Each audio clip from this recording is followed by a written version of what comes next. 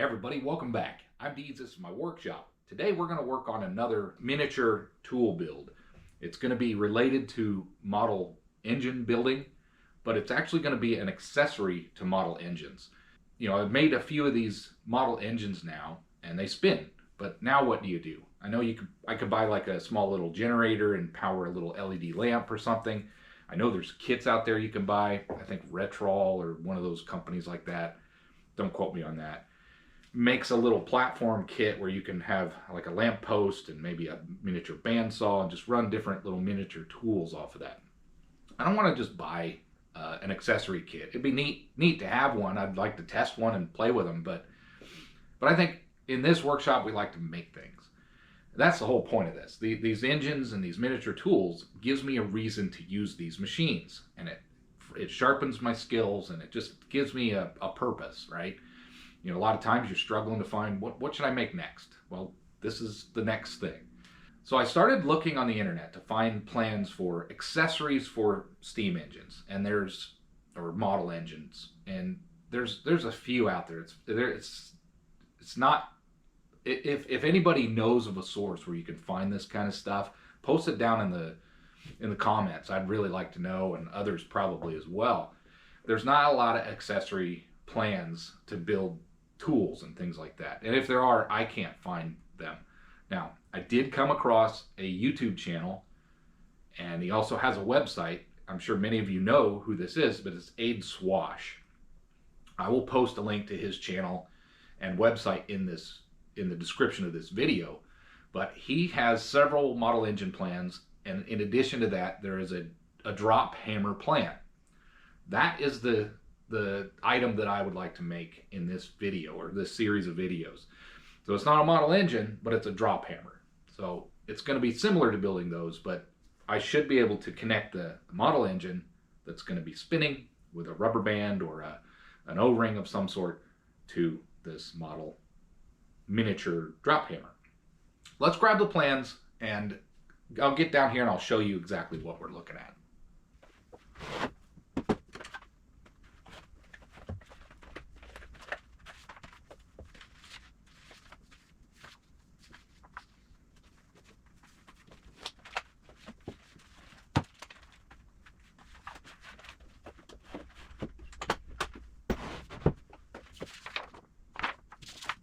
He has a lot of engines on his website. They're all called Wig-Wags, which I think is a wobbler. We call them wobblers. You got to go check it out. But these are, somebody drew up, I assume it was him, some CAD drawings of this. Now, before I realized I had this drawing available, I was looking at these plans here, and I was struggling to visualize this thing. How does it go together? How does it work? Because it's just a two-dimensional drawing, and I'm like, well, how does the mechanism work? After quite a bit of time just studying it, I did end up figuring out how the mechanism works. There's a pin on a wheel that will basically spin, but it will catch. Look here. The actual hammer itself has a slot in it, and the inside there's a wheel that will spin, and it will catch this slot, and it will lift the hammer, and then it will release and drop the hammer. It will lift the hammer, drop the hammer. Hence, a drop hammer. After figuring out how that all works, I think I am going to be able to make this thing. Now, all of his dimensions are in metric, so I'm either going to convert them or I'm going to work in metric. But there's plenty of details. There's plenty of enough details between these drawings and this CAD drawing to figure this out. I think this will be a fun build. It'll be a nice change of pace, and it will give me a challenge to be able to run something off of one of the model engines. I think I'm going to bring you down here. We're going to redraw all these out like I do with model engine builds. This is very much the same. I want to wrap my head around all the components, draw them out, and then we can get started. We'll pick one of the parts and we'll just get started milling it out.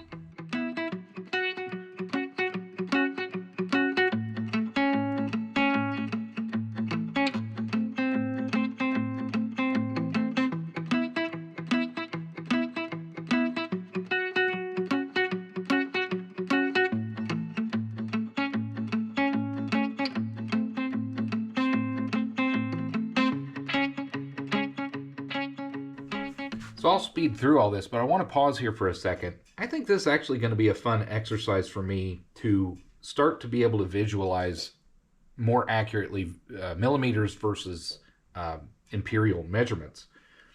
Oftentimes, you know, I know what a millimeter is, and it's nearly an eighth of an inch. It's not, no, it's not, but it's sometimes I just don't know what 75 millimeters looks like, right? Because I don't use metric system, but it's nearly 3 inches.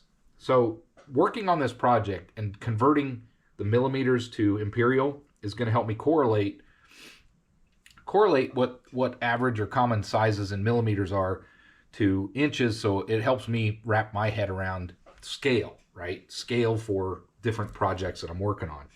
Anyway, I just wanted to pause there and mention that, but I'm going to go ahead and draw all these parts out as best I can, most of them, and that way we can focus on one part at a time and build this drop hammer.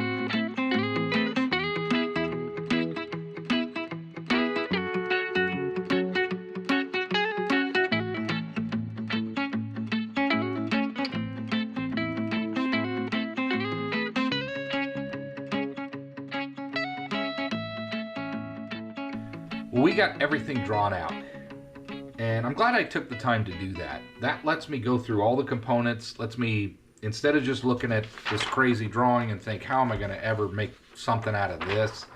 It lets me compartmentalize each component and break them down to just the simplest form and wrap my head around making this thing. So we've got everything drawn out that I want to draw out.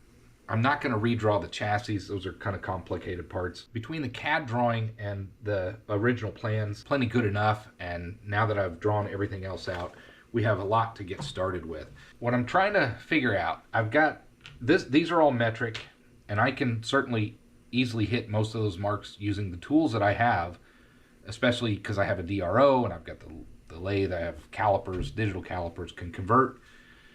But my tooling, most of it is imperial. I do have some assortments of metric set screws and some cap head screws. My drills and things like that, I don't have any metric drills, not a single metric drill bit. I don't have a metric reamers. All I have is imperial when it comes to that. And some of these parts need to be reamed. And the stock that I have as well is imperial measurements. They're not metric. I can turn them down and I can mill them down to metric dimensions. But again, I don't have the tooling for reaming and such in metric. So bear with me with this particular project. I am still striving to hit most of the marks, but I will have to adapt as necessary in order to making this little miniature drop hammer using the tools and materials that I have. Overall, I think these plans aren't too bad, especially with the CAD drawing that was accompanied with it. This really breaks it down, simplifies some of the parts. I don't know if you probably didn't catch it on the time lapse, But I did make a modification to the flywheel. Well, it's not a it's a pulley wheel. It's not going to be an engine, it's going to be ran from an engine. So there's no flywheel, but there is a pulley wheel. And they have a weird, they have an offset, a profile to make it kind of interesting, you know. It's this part here that I'm talking about. But on the plans, I don't know, I think it's overly complex, right? It doesn't need to be that way. They have an angle, a set screw to be screwed in at an angle in order to keep your pulley wheel affixed to the drive shaft. I think that's overly complex. You don't need to do that. What I decided was I'm going to change the profile to have a longer stub out the side where the pulley wheel will be, and then I can just come straight down and put my set screw on that. There's nothing over here that's going to be impeding it. It's just on the outside of the part. All you got to do is modify the length of the drive pin to accommodate that. So I'm going to take some liberties. I'm going to change some things up in these plans to suit my needs, but I wanted to mention that. Along the way, we're probably going to change this as we go. But I think it's going to be a fun project. This will be really cool if we end up making this thing and we're able to run this off of one of the model engines. Well, I spared you the trouble, but I went over shopping for materials, and I think we have everything we need to get started with this project. We've got a hefty piece of, I believe this is cold rolled steel. This might be tough to turn. This is probably going to be hard, but we're going to try to use it. This is 2.5 inch, so this is going to work good for the pulley wheel if I can turn it. I think I can. We're going to find out. We have some inch rod down here that I bought a while back, and I've actually been using this for every model engine build. There's a lot of things that need about an inch round material. And so this piece of stock's really coming in handy. That's going to be for a couple different parts. That would be for the locking hand wheel and the driver hub. So we'll be able to use that for that. Our base, we're going to use, this is a 1/2 inch piece of plate, but this will be our base. Then we have our striker plate. We're going to use this 1/4 inch piece of flat stock that I have here. We'll make it out of that. The hammer.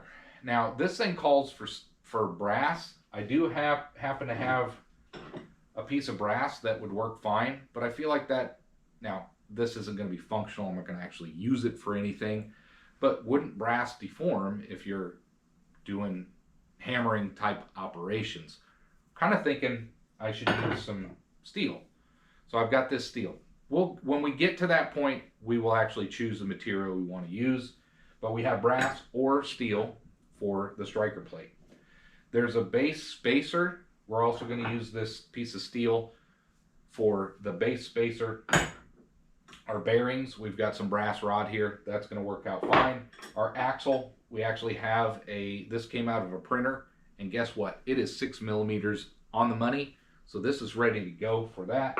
And then for the chassis, we've got, my brother came to the rescue again. He gave me this piece of flat steel that he found in a ditch somewhere with his job.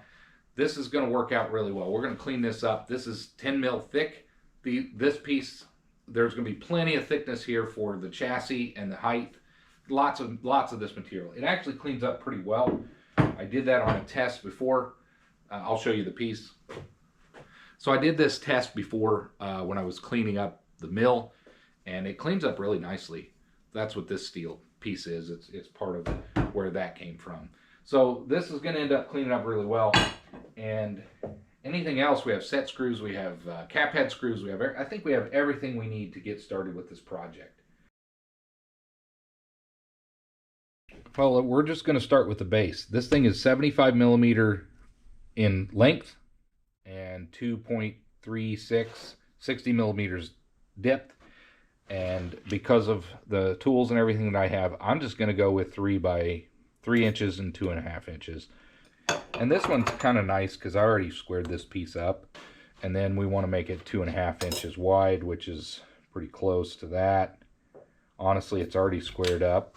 I'm just going to cut this off, clean up that edge, and this is going to be our base. While we're cutting pieces out and we're going to be cleaning things up on the mill, let's go ahead and do our striker plate as well.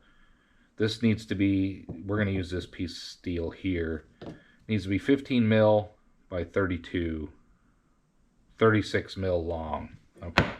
36 mil is an inch and roughly an inch and a half, so we'll go ahead and cut that. We'll cut that piece out, and then it needs to be 32 millimeters wide. So let's go ahead and mark that as well. 3/8, inch and 3/8. So we want this piece for the striker plate. We've got our two pieces. These two pieces will be simple, but we're going to go ahead and cut those out.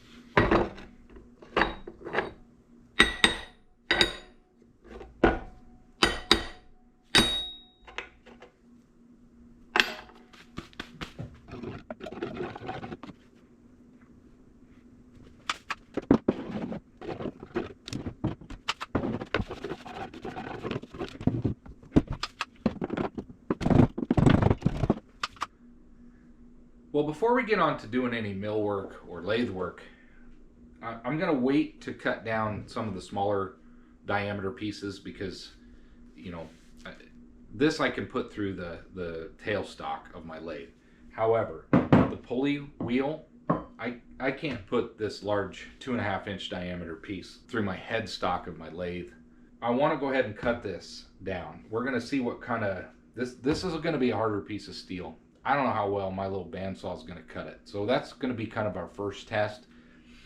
I'm going to modify the design. I already explained that earlier. This thing needs to be 12 mil wide, which is about a 1/2 inch. I'm going to go ahead and make this 1 inch thick. That's going to give me a 1/2 inch piece of material to actually put a tap, drill and tap for a set screw. I might cut that down to a 1/4 inch, but I want to give myself enough material to latch onto with the lathe because I have to put this in the chuck. This can't go through the headstock. I may have to use the alternate jaws in order to clamp onto this. We'll find out. But the first thing I want to do is measure this down. We're going to cut about 1 inch off of this material, and we'll see how it goes on the bandsaw.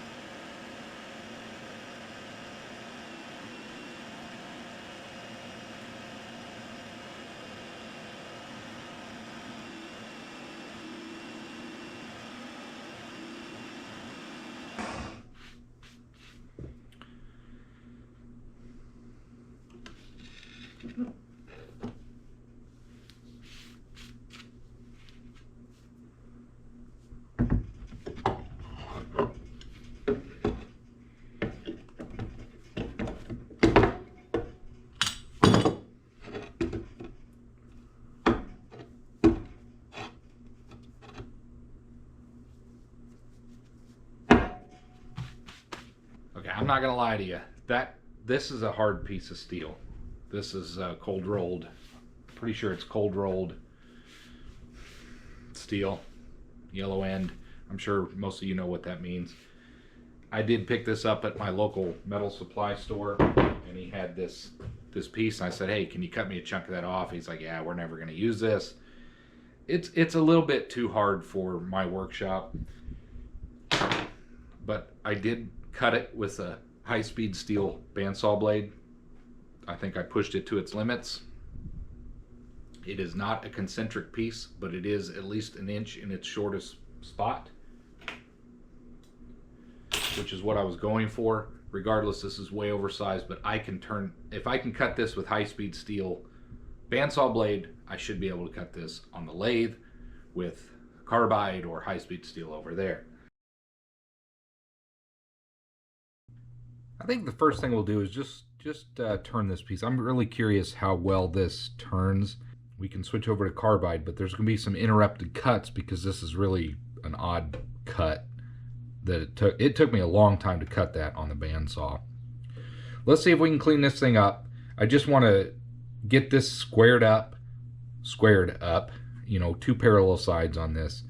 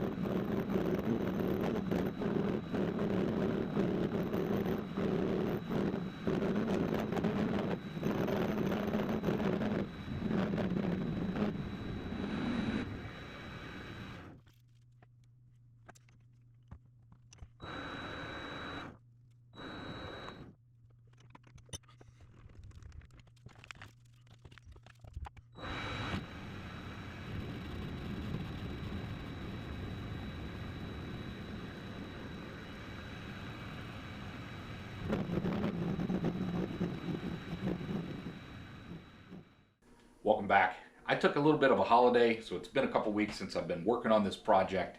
Where I left off is starting to work on the flywheel, or the pulley wheel, and I'm just kind of taking a look at what I have and how much I want to take off, and I'm going to make a few modifications to the original design, specifically so I have a boss sticking out where I can put a set screw, rather than the original plans which wanted to come in at an angle. I don't see that being necessary when the pulley wheel is on the outside of the frame and the body of the drop hammer. There's plenty of room over there. I might as well put a boss, and that way I can put a set screw straight down. It'd be much easier, more sensible operation for me. I'm at the point where I'm going to turn down to the boss, and I'm just, you know, again, everything is in metric, so I'm doing some conversions and different things.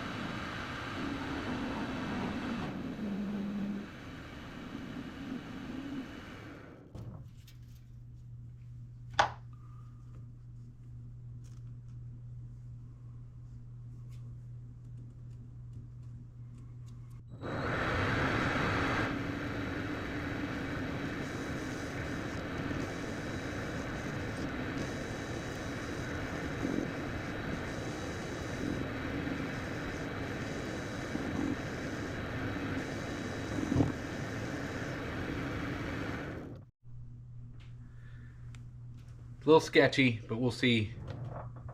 We'll see if we can get this cleaned up in there. I have my profile and everything the way I want it. I'm just trying to clean it up a little bit.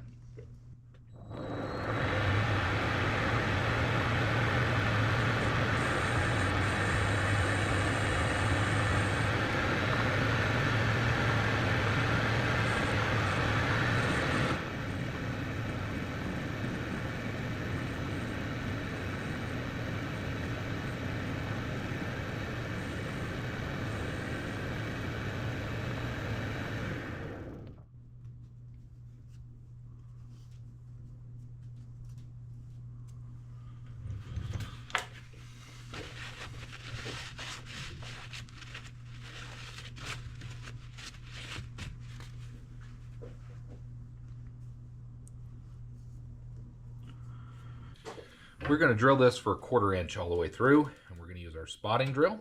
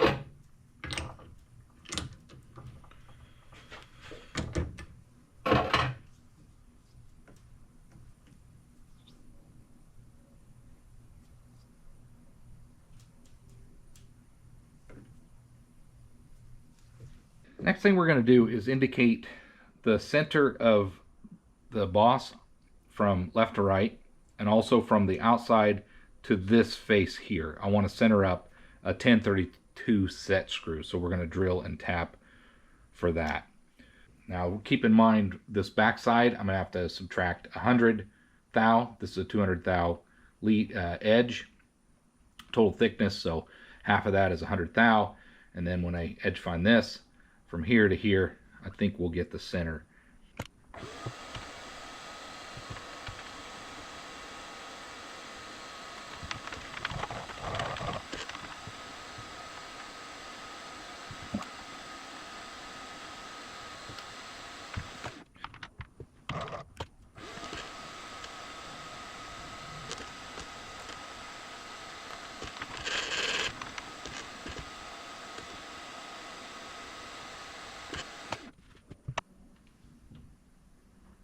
There we go. So I did have to offset 100 thou back that way, and now we're at the center. So now we need to drill and tap this for 1032. That's going to be the set screw.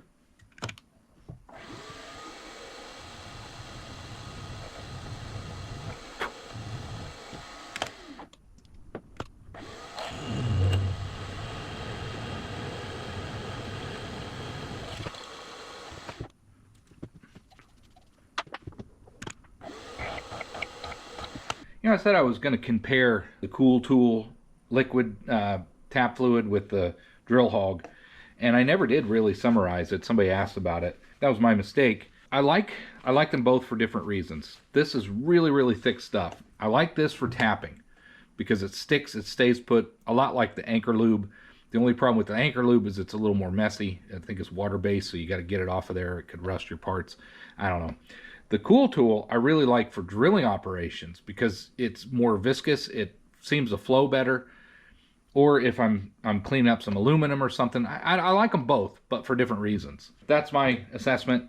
Your mileage may vary, but we're going to use the drill hog to tap this.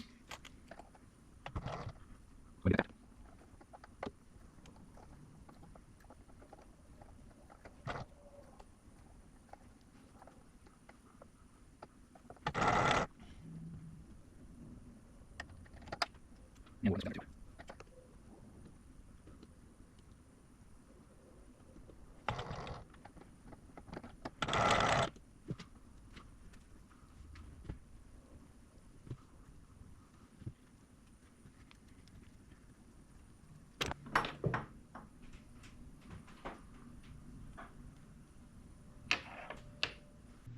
One final thing is we need to put the groove in here for the pulley.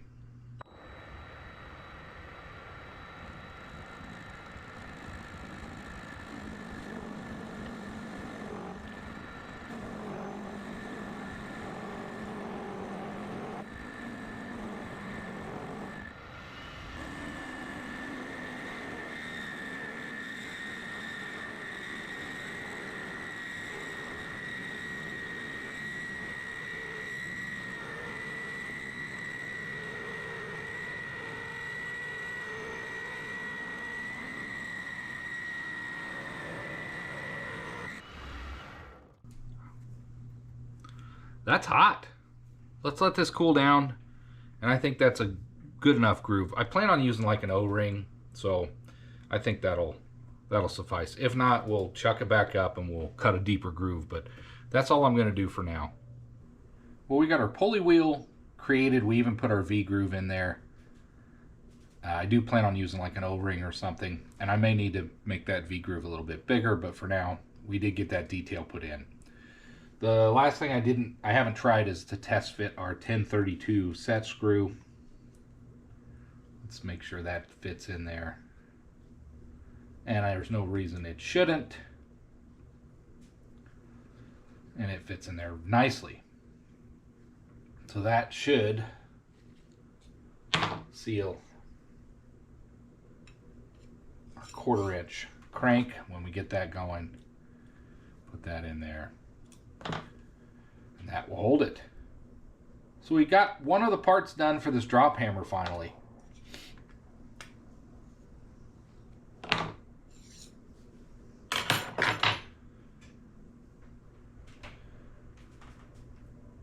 Turned out okay. Looks good. I think I want to make the driver hub next. We've got that 1-inch piece here. We're going to use that on theirs. They call for 25 mil. 25 mil is probably close to 1 inch.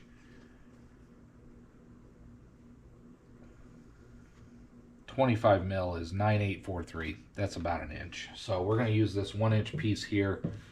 Let's do the driver hub next.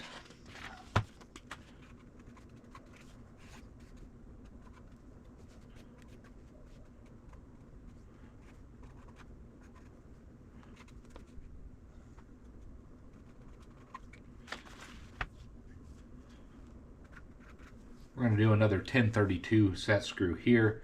This is 9 mil wide. It's going to be under 1/2 inch, but it'll be probably a little over 1/4 inch, I'm thinking. Let's see, 9. So it's 3/8. I do need to get this one correct because the space between the two plates are going to matter. So this one is 354. I'm going to start with 3/8. And we can cut some down. So we'll make this 3/8 wide. 3/8 wide, and then there is a blind hole 4 mil wide, but that's going to have a pin. Got this rod that's 156 thou, which is metric rod, but I'm going to use that for the drive pin. This will be 15 mil in length or thereabouts.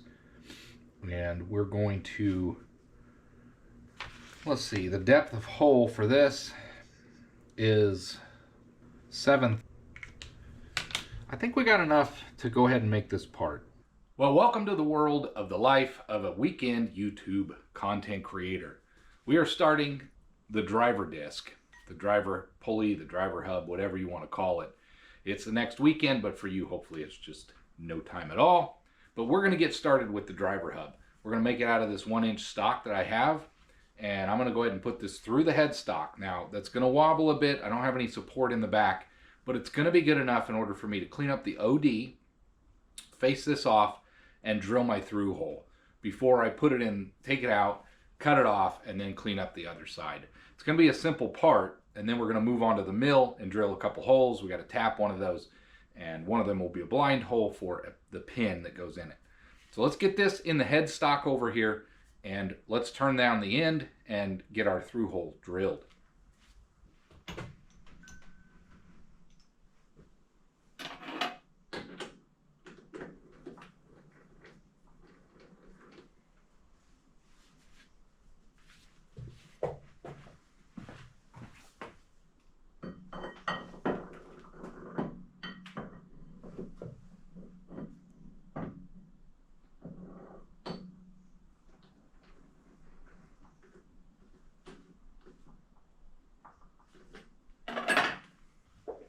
Our goal is to make this 3/8 wide.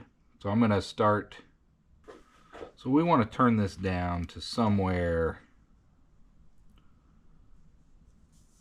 in here, but a little bit further.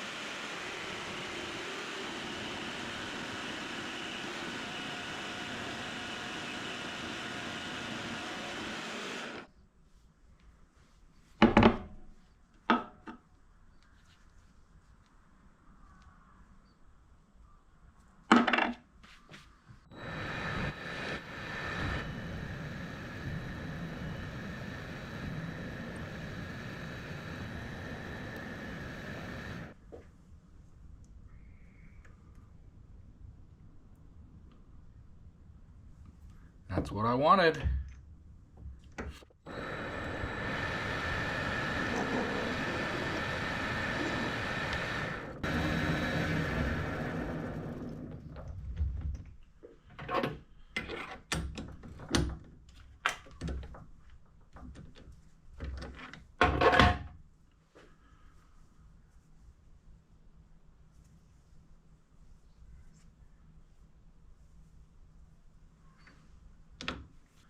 We're going to drill and tap this for 1032.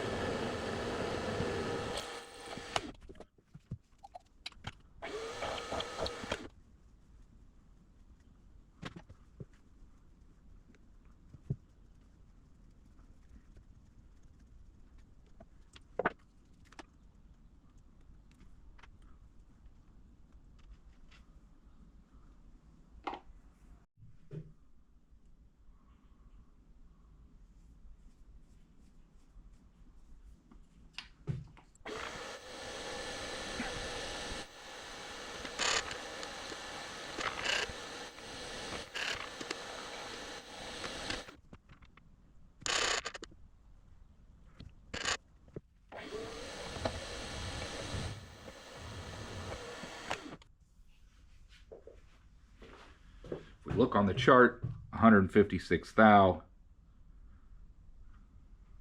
is a 5/32, which is slightly oversized.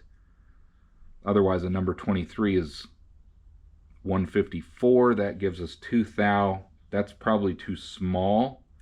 I might start with a number 23 and see if that can press fit in there. We can always use some retaining compound to lock this in if I jump up to a 5/32. But let's try a number 23 drill. Maybe this will work out.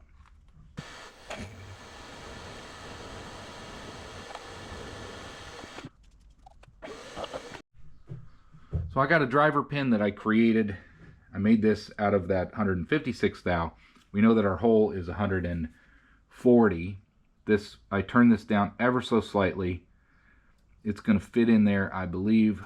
Yeah. So we'll have to use a little bit of retaining compound for that, but that's okay. And that will keep that in place. I may press it on the other side. It seems a little bit tighter there. So we'll press fit that with some retaining compound, and I think that is going to work. Well, we got our pulley wheel and the driver hub finished on this project.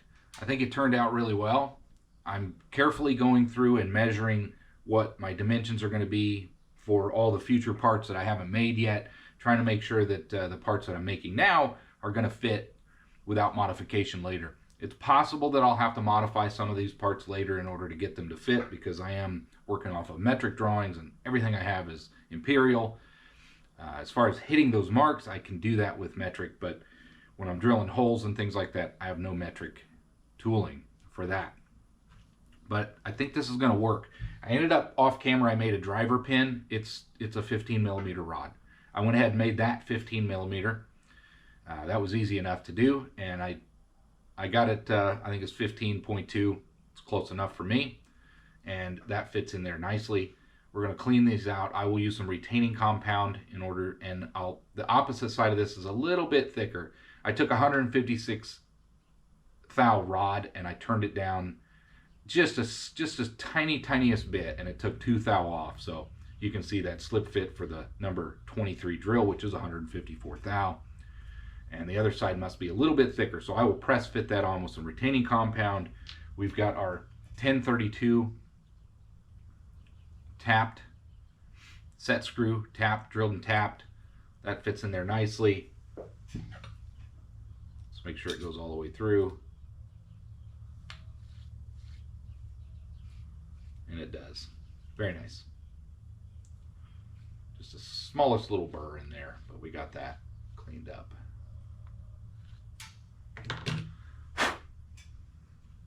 Very good. So I think what we're going to do, because this is actually taking me weeks. I actually had a holiday or vacation in between this project, between when I started and right now, and I'm really trying to get back in the groove of things. And what I want to do is, I think I'm going to go ahead and clean up all of the rest of the components of the rough cut parts that I created, and that's going to close this part 1 video out. I'll do a fast forward, a speed through on cleaning up all of these parts, and we're going to bring this part 1 to a close. But before we do that, one thing, in order to keep track of all my little parts as I make, I got this container. I'm going to go ahead and just start putting my completed parts in this container as we go, and that way I don't lose anything. We have our pulley wheel and the set screw with that. We have our driver hub. We have our pin that goes with that. And we have our set screw that goes with that as well. Something that I might do that Gene, one of the commenters, one of my viewers, recommended, is to create a little dog point, or a little bit of a relief on the end of these set screws. These set screws are probably a softer steel, and if you crank them down, they can have a tendency to mushroom over, and that will make getting them out of your set screw hole more difficult. It's a good idea. I think I might do that for some of these as we get towards the end of the project. I just thought I'd throw that in there. Thanks for that suggestion. We're going to do that on this project. So here's some completed parts. Set that aside. We'll see what we got here. We'll mark these off as we go. Driver hub, that's done. Driver pin, that's done. Pulley wheel, that's done. Before we actually get knee deep into the rest of some of these components, like I said, I'm going to clean all these parts up. These are some dirty parts that we just need to clean all the scale and the dirt off. And like I said, that's going to begin, that's where I'm going to stop part 1 and start part 2.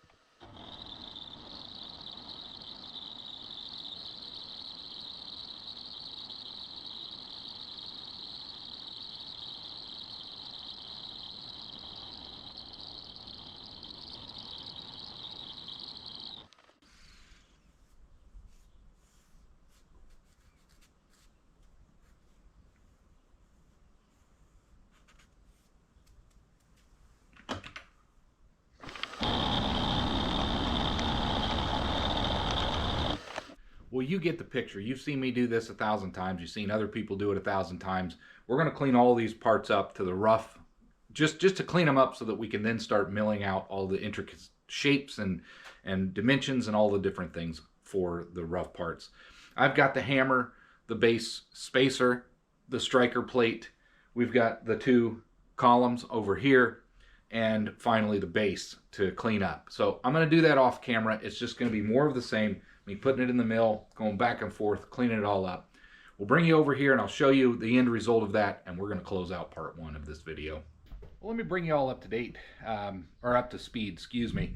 We're cleaning off all these parts. What we have is our base is pretty much, it's not to spec because I don't care, it doesn't matter. We just need our 2 or 4 holes to mount the columns on that. But we did get our hammer to 80 mil and our base to 55 mil, I believe. So these are to length. I didn't mill all the outsides of these. I'm not going to for this particular project. We did get, this is all cleaned up and squared up. Now, if we come over here, we're just making a huge mess, but I still got the striker plate to finish, but I do have all 4 of the outside edges squared up for the striker plate, as well as the chassis, the 2 chassis pieces. Now I'm ready to get back to the face mill and clean up the opposing faces of these parts. That's going to get me to where I can start milling more of these parts and start drilling holes and start assembling this thing. I do have a few other parts that I may or may not make, like there's a wheel, lock wheel. I will make most of these parts. The finial or the decorative piece on top, I'm not sure if I'm going to make that or not. We'll see. You know, why not? Something to do. But for now, the last thing I'm going to do in this video is clean up the rest of these parts, the chassis and the striker plate, and then we'll try to finish up this video.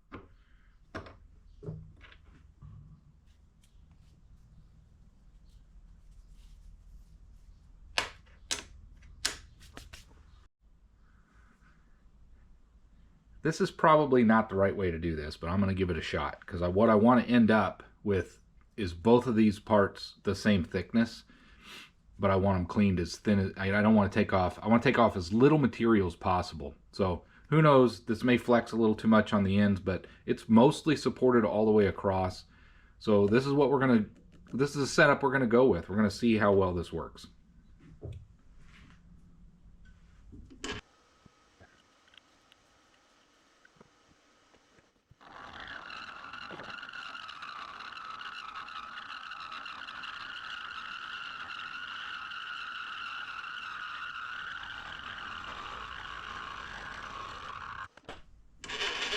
Well, this was a bad idea.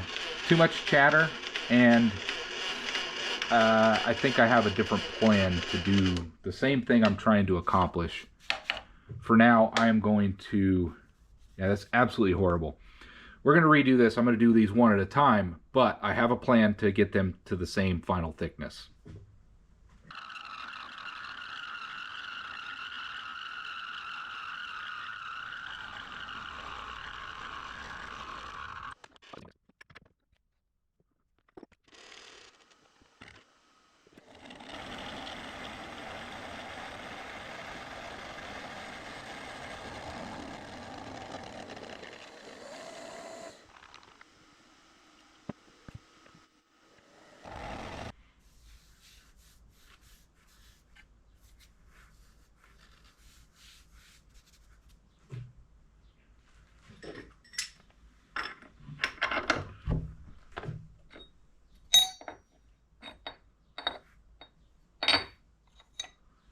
Okay, here's going to be the final pass to clean up the parts for this video.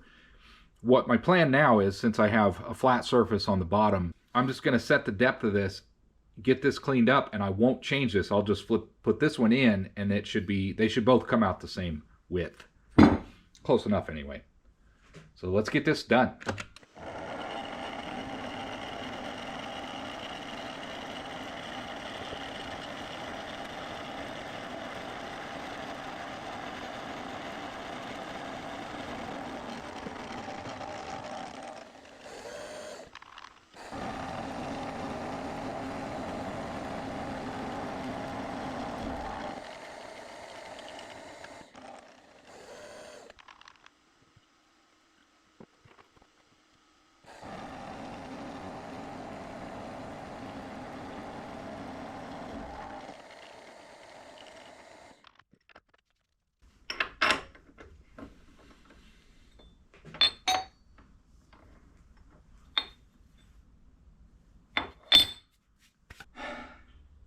It takes a long time to clean these parts up just to get started with the project.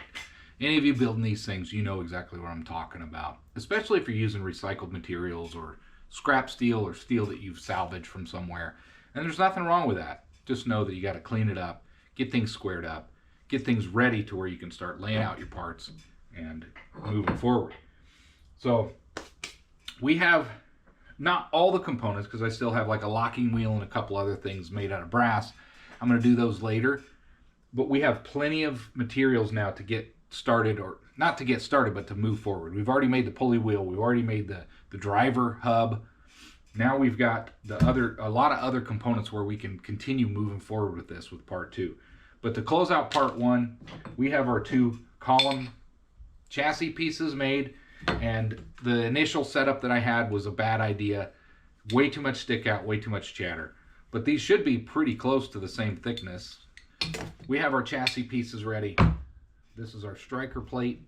We got that done, and we have it pretty close to dimension, 32 by 35. It was supposed to be 36 mil, so I'm a 1 mil short on one dimension.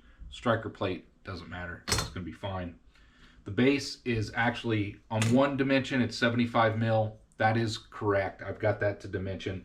The other end had quite a bit of extra because it should have been 60, but I don't want to cut that off. It's a base, and I've said this in the previous engine builds.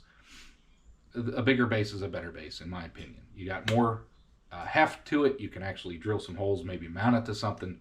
So the base is ready to go as well. We got our hammer stock made. I didn't clean up the OD of these. I may polish them where the hammer rides up and down. I'm not sure yet. I may mill it as well. But for now, these are pretty square, and this is 12L14, so it's got some lead, so there should be a little bit of lubrication inherently with it with the lead. So I'm gonna go with that. But we did get this one to spec. It should be 55. No, this one is 80 mil in length, 80.65. So it's a little bit over. That's just perfectly fine by me. And this one should be 55. 55.9, so it's 1 mil over, 56.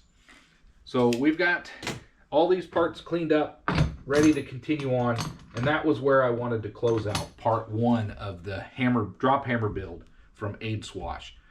I'm closing it. We're done. Thank you everybody for watching. I hope you stick around for part 2, and now I need to clean up this giant mess. Thanks for watching, everybody.